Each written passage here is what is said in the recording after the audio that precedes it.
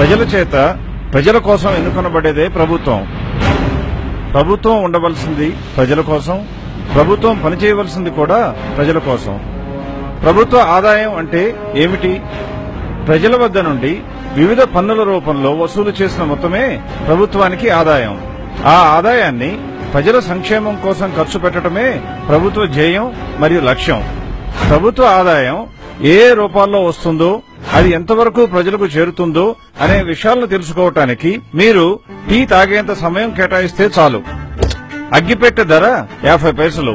అందులో ప్రభుత్వానికి పన్ను రూపంలో చేరుతున్నది 20%, అంటే 10 పైసలు అన్నమాట. టూత్ పేస్ట్ ధర 35 రూపాయలు. అందులో ప్రభుత్వానికి పన్ను రూపంలో చెందుతున్నది దాదాపుగా 20%, అంటే 7 రూపాయలతో సమానం. అందరం వాడే సబ్బు విషయానికి వచ్చినట్లయితే దీని ధర 10 రూపాయలు. ఇందులో పన్ను శాతం 20%గా ఉంటుంది, అంటే 2 రూపాయలు ప్రభుత్వానికి పన్ను రూపంలో చేరుతుందన్నమాట. వంట నూనె విషయానికి వచ్చినట్లయితే లీటరు ధర 60 రూపాయలుగా ఉంది. అందులో పన్ను రూపంలో ప్రభుత్వానికి చేరుతున్నది 20%, అనగా దాదాపు 12 రూపాయలు. ఆదివారం ఆహ్లాదంగా గడపటానికి బయటకు వెళ్తే మీ మీద విధించేటువంటి వినోద పన్ను దాదాపుగా 70%, అంటే 100 రూపాయలు సినిమా టికెట్కు ఖర్చు చేసినట్లయితే అందులో దాదాపుగా 70 రూపాయలు ప్రభుత్వానికి పన్ను రూపంలో చేరుతుంది.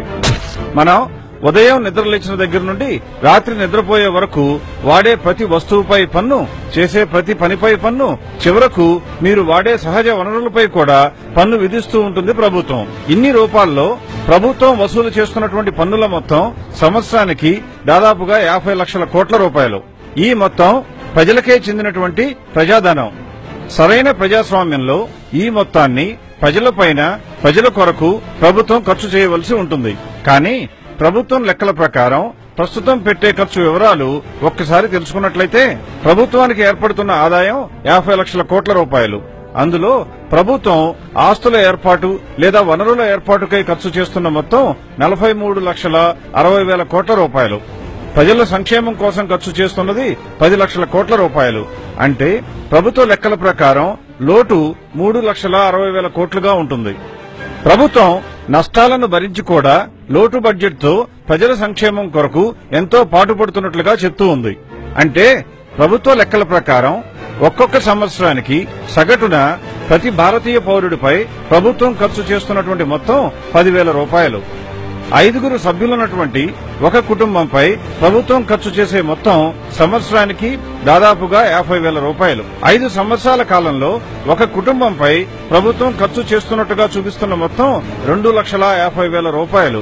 అంటే ప్రతి కుటుంబంపై సగటున నెలకు ఖర్చు చేస్తున్న మొత్తం 4,000 రూపాయలు అన్నమాట. ఇదే నిజమైతే తాగే నీటికి కొదవ ఉండదు. పౌష్టికాహారం అందరికీ చేరుతుంది. అందుబాటులో అందరికీ మెరుగైన ఉచిత విద్య, అధునాతన సౌకర్యాలున్న హాస్పిటల్స్ లో ఆరోగ్య పరీక్షలు, నిరంతర విద్యుత్ సౌకర్యం, శుభ్రమైన రోడ్లు, మెరుగైన డ్రైనేజ్ వ్యవస్థ. వాస్తవ పరిస్థితి ఇలాగే ఉందా? నీళ్లు రాని కుళాయిలు, పౌష్టికాహారం లేక ఇబ్బంది పడుతున్న ప్రజలు, చాలీ చాలని బట్టలతో అరాకొరా స్కూళ్లకు వెళ్తున్న పిల్లలు, రవాణా సౌకర్యం లేక అల్లాడుతున్న ప్రజలు, అస్తవ్యస్తమైన డ్రైనేజ్ వ్యవస్థ. ఎందుకు ఇలా జరుగుతోంది? దీనికి కారణం ఎవరు? సుమారు సంవత్సరానికి 10 లక్షల కోట్ల చొప్పున 5 సంవత్సరాలకు ఖర్చు అయ్యే 50 లక్షల కోట్లతో ప్రతి కుటుంబం ఎంతో మెరుగైన జీవితం గడపాలి. కానీ జరుగుతున్నది దీనికి భిన్నంగా ఉంది. దీనికి కారణం ఇన్ని లక్షల కోట్ల డబ్బు ఎక్కడికి పోతోంది? ఈ ప్రజాధనం ఎలా దుర్వినియోగం జరుగుతోంది? ఈ విషయం తెలుసుకోవాల్సిన బాధ్యత ప్రతి పౌరుడిపై ఉంది. ఇదిగో సాక్ష్యం.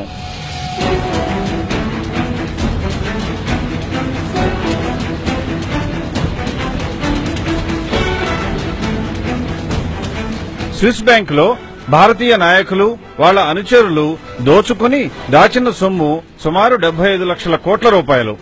ఒక్క స్విస్ బ్యాంకులోనే ఇంత సొమ్ము ఉంటే మిగతా 20 పైచిలుకు దేశాల్లో దాచిన సొమ్ము ఎంత ఉంటుందో ఎవరైనా ఊహించవచ్చు. పాలించేవారు మారుతున్నా ఈ ప్రజల సొమ్ము ప్రజలకు అందుబాటులోకి రాకపోవటానికి కారణం ఎవరు? పాలకులు, వాళ్ల అనుచరులు అని ప్రత్యేకంగా చెప్పవలసిన అవసరం లేదు. మన ప్రస్తుత నాయకత్వం దోచుకుని విదేశాలలో దాచిన నల్లధనంపై సంవత్సరానికి సంపాదిస్తున్న వడ్డీ భారతీయులందరిపై ప్రభుత్వం ఖర్చుగా చూపిస్తున్న మొత్తం కన్నా ఎంతో ఎక్కువ. భారతదేశం బేదదేశం కావటానికి కారణం ఈ నాయకత్వం. ఇకనైనా మేల్కొనండి. ఒక్క నోటు కోసం ఆశపడి మీకు చెందవలసిన 2,50,000 రూపాయల సంక్షేమ నిధిని అవినీతి పరులకు ధారాదత్తం చేయటం ఎంతవరకు సమంజసం? రండి, కదలి రండి, కళ్లు తెరవండి.